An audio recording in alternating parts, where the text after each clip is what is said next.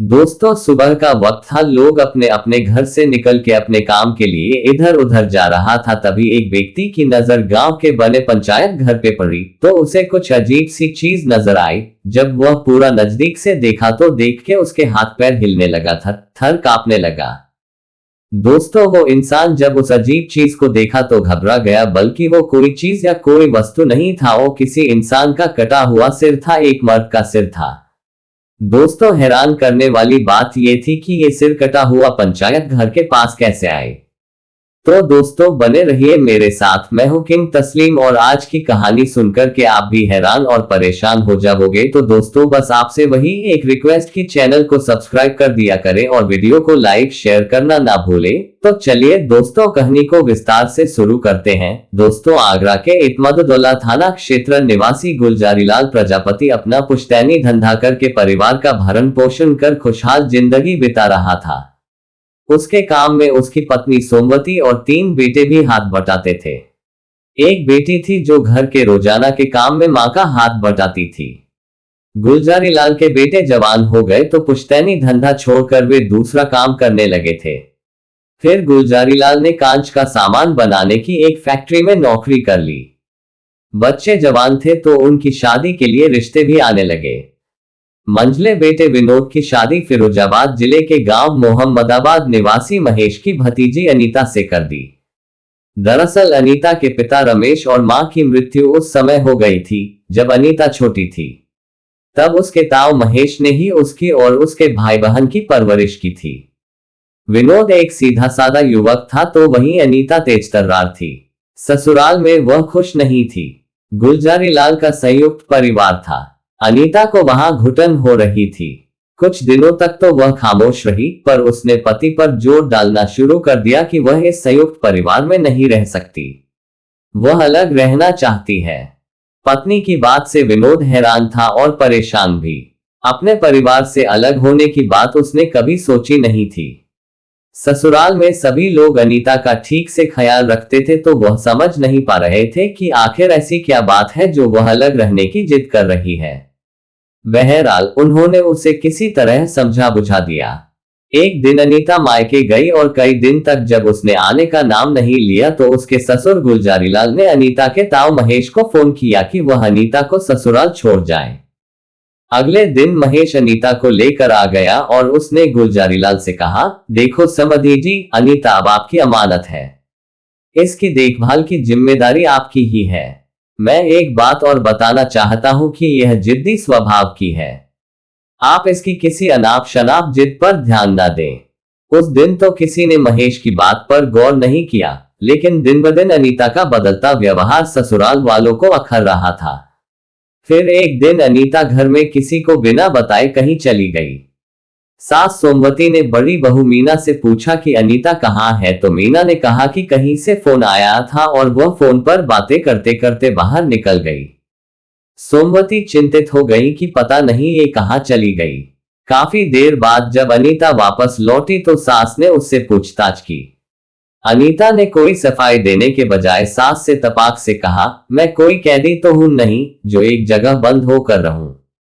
इंसान हूं, कहीं घूमने चली गई तो इसमें हैरान होने वाली क्या बात है। अनीता का ये व्यवहार ससुराल में किसी को भी अच्छा नहीं लगा। ससुराल में अब उस पर नजर रखी जाने लगी। एक दिन तो हद हो गई।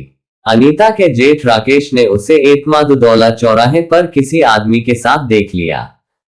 राकेश ने उस समय तो उससे कुछ नहीं कहा।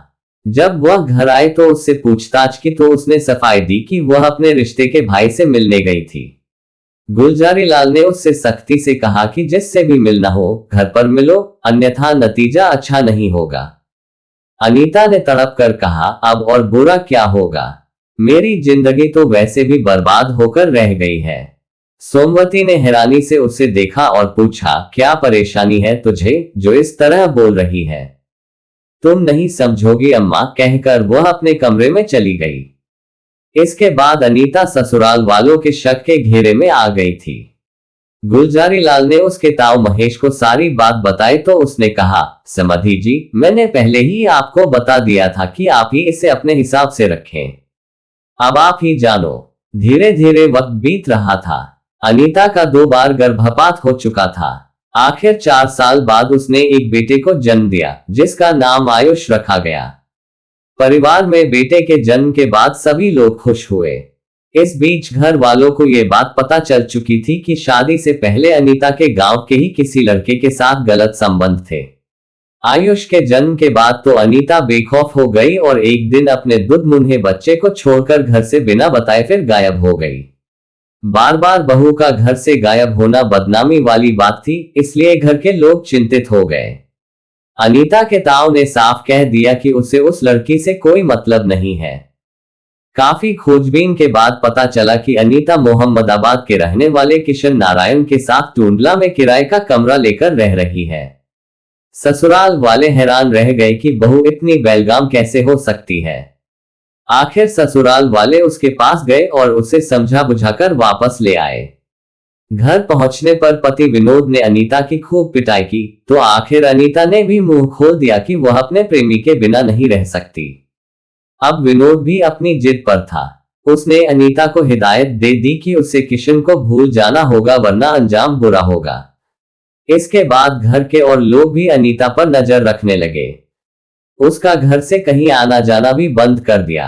इसी बीच वह एक बेटी पल्लवी की मां बन गई। 2 बच्चों की मां बनने के बाद भी वह प्रेमी को दिल से दूर नहीं कर पाए। किशन भी शादीशुदा और 2 बच्चों का बाप था, पर इश्क के नशे में उसने अपनी पत्नी और बच्चों की भी परवाह नहीं की। बंदिशें लगने पर आशिकों की दीवानगी भी बढ़ती गई। दोनों ही परेशान थे। इश्क के लिए वे किसी भी हद तक जाने के लिए तैयार थे। फिर योजनानुसार किशन ने विनोद से दोस्ती कर ली। उसने विनोद से यह भी कहा कि जो कुछ हुआ वह उसे भूल जाए, और अब वह वादा करता है कि आगे से अनीता से कोई संबंध नहीं रखेगा। विनोद ने किशन की बात पर विश्वास कर लिया। अपना विश्वास बढ़ाने के लिए किशन विनोद को खाना खिलाने ढाबे पर ले जाता और दारू भी पिलाता। ससुराल वालों के प्रति अनीता का जो अड़ियल रवैया था वह उसने बदल दिया। वह सभी से प्यार से पेश आने लगी। इससे ससुराल वाले समझने लगे कि वह अब सुधर गई है। लेकिन वह ये नहीं समझ पाए कि अनीता और उसके प्रेमी किशन ने इसके पीछे क्या योजना बना रखी है। विनोद जिस फैक्ट्री में काम करता था उसमें कांच के गिफ्ट आइटम बनते थे। एक दिन किशन ने उससे कहा कि उसकी मार्बल फैक्ट्री में अच्छी जान पहचान है, वह वहां उसकी नौकरी लगवा सकता है। वहां उसे अच्छी सैलरी के अलावा कई तरह की सुविधाएं भी मिलेंगी। विनोद ने किशन की बात मानकर तुरंत हां कर दी। तब किशन ने कहा कि वह किसी दिन उसके साथ चला चलेगा और यदि सब कुछ ठीक रहा तो मार्बल फैक्ट्री में उसकी नौकरी लग जाएगी। विनोद सीधा साधा आदमी था और अपनी दुनिया में ही खुश था, जबकि किशन बिजली मिस्त्री था और बहुत तेज तर्रार था। कोई नहीं जानता था कि किशन के मन में क्या चल रहा है, लेकिन प्रेमिका को पाने के लिए वह भयानक षड्यंत्र रच रहा था। अपने मकसद को पूरा करने के लिए एक दिन किशन ने अपने चचेरे भाई सुनील से बात की और कहा कि वह अपने प्यार को किसी भी कीमत पर पाना चाहता है, चाहे इसके लिए उसे किसी की जान ही क्यों न लेनी पड़े। इस काम में उसे उसकी मदद की जरूरत है। सुनील किशन का चचेरा भाई ही नहीं, लंगोटिया दोस्त भी था। वह टेम्पो चलाता था। किशन की सहायता करने के लिए वह उसके गुनाह में शामिल होने को तैयार हो गया। इसके बाद किशन ने अनीता और सुनील के साथ एक षड्यंत्र रचा। 27 दिसंबर 2017 की शाम को विनोद के मोबाइल पर एक फोन आया।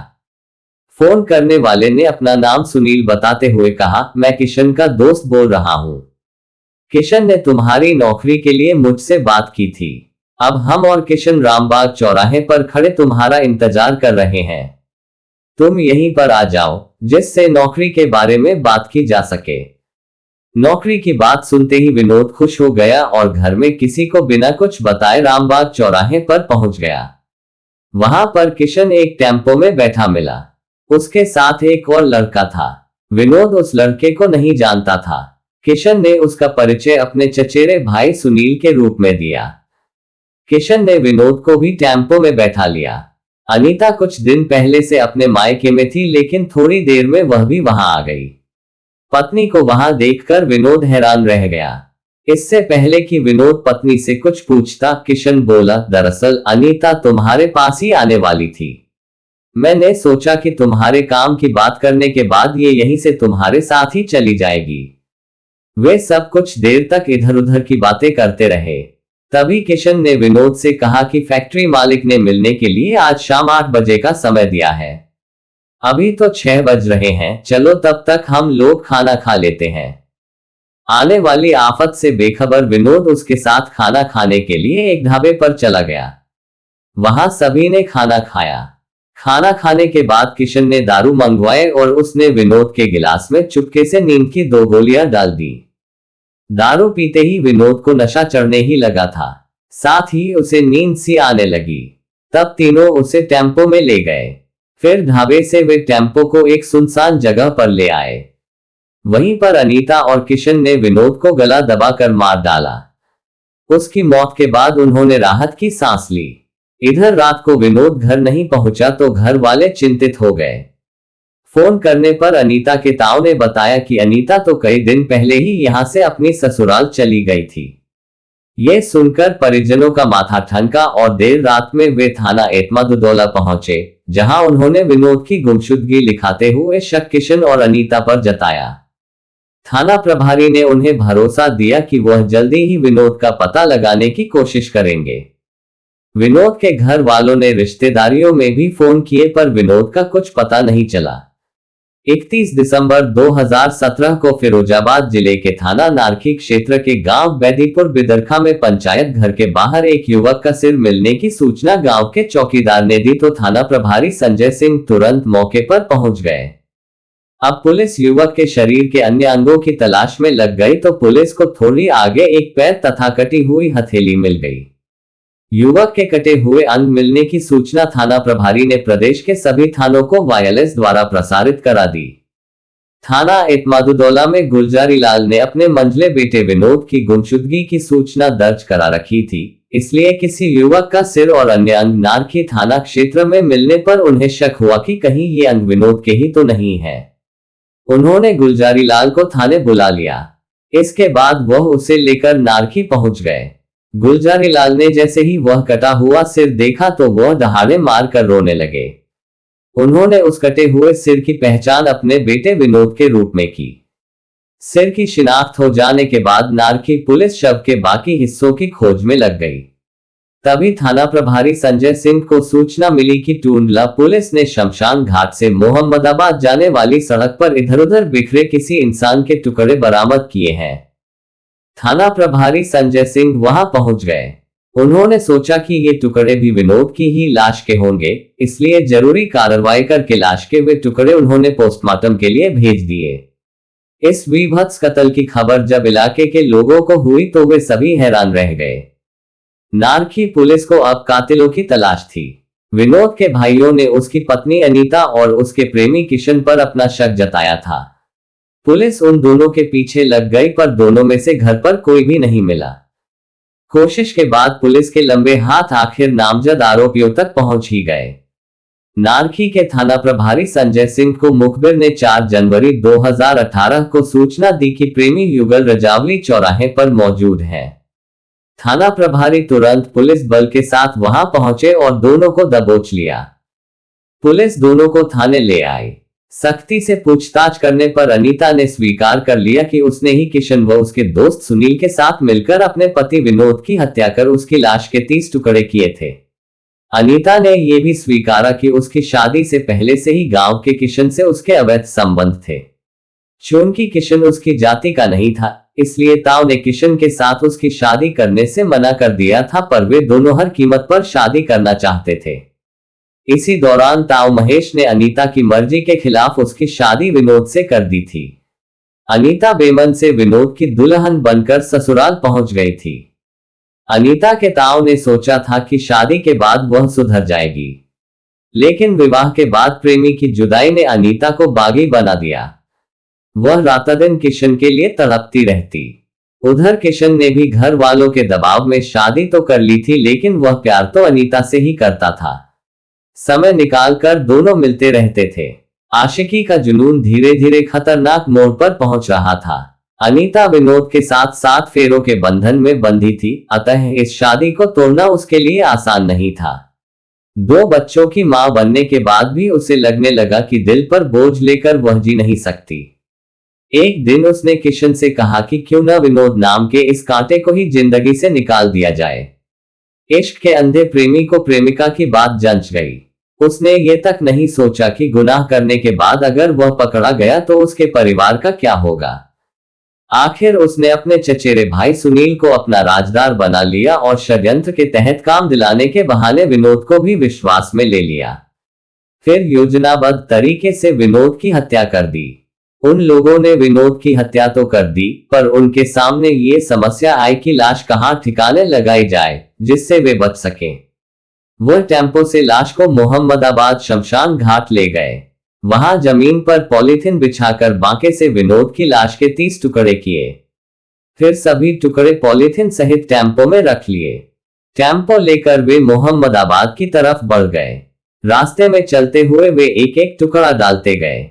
बांका भी उन्होंने एक जगह फेंक दिया और काम खत्म हो जाने के बाद सुनील अपनी राह चला गया और अनीता किशन के साथ टूंडला स्थित किराए के कमरे पर आ गई।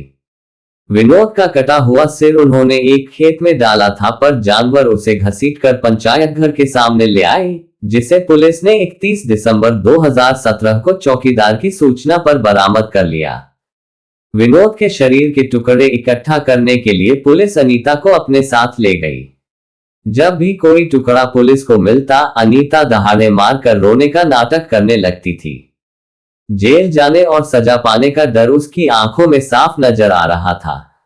इश्क की दीवानगी का सुरूर उतर चुका था। अब वे एक बेरहम कातिल के रूप में समाज के सामने थे, जिसे अब समाज शायद कभी अपना नहीं सकेगा। उसने रो रो कर कहा कि उससे बहुत बड़ी गलती हो गई है। मां बाप की मौत के बाद वह अपने ताऊ के घर पली थी और अब उसके 2 मासूम बच्चे अपनी बदचलन कातिल मां के कारण अनाथ हो गए। उनका भविष्य क्या होगा, ये सोचकर वह बहुत परेशान थी। अभियुक्तों की निशानदेही पर पुलिस ने कत्ल में प्रयुक्त हुआ बांका भी बरामद कर लिया। हत्या में शामिल किशन का चचेरा भाई किशन पुलिस के हत्थे नहीं चढ़ सका। कत्ल के बाद हर कातिल कानून से बचना चाहता है। इश्क में अंधी अनीता विनोद की पहचान मिटाकर अपनी अधूरी खुशियों को पूरा करना चाहती थी, पर ऐसा हो न सका। तो दोस्तों, ये थी आज की कहानी। कैसा लगा कमेंट बॉक्स में जरूर लिखें। Thank you.